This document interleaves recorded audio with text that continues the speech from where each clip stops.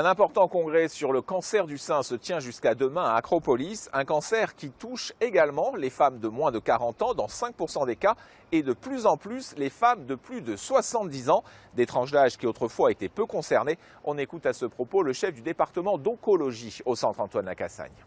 Ce qu'on observe aussi, c'est une forte augmentation chez la femme plus âgée. Quand on parle de femmes plus âgées, c'est au-delà de 70 ans. Et ça représente à peu près 30% des cancers du sein. Donc ce qui est relativement important. Et vous savez que ces femmes, à partir de 74 ans, elles sortent du dépistage organisé. Donc ce qui nous arrive souvent, c'est de voir des patientes âgées avec des cancers du sein qui sont évolués, qui sont donc plus difficiles à prendre en charge. Et présente également à ce congrès la start-up niçoise Reality. Son fondateur nous a reçus dans ses locaux de la place Grimaldi. Sur place, on y fabrique des prothèses mammaires sur mesure, un plus indéniable pour le bien-être des femmes. Gian Cacciarella, Alexandra Fergan.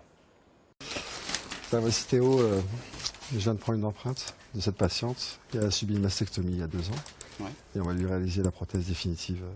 Toutes les mesures de la patiente ont été prises, ne reste plus qu'à modéliser sa future prothèse mammaire grâce à un logiciel informatique.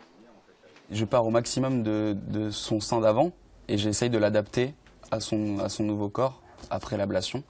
Et je vais du coup vraiment essayer de sculpter et de vraiment lui redonner ses caractéristiques de port de la peau, de texture. Mais ça peut prendre entre, je dirais, 2 heures et 3 heures. Ensuite, il faut entre 4 et 20 heures pour créer la prothèse avec une imprimante 3D. Couleurs, textures et même des particularités comme les grains de beauté. Le but est de créer la copie du sein avant l'ablation, une solution novatrice.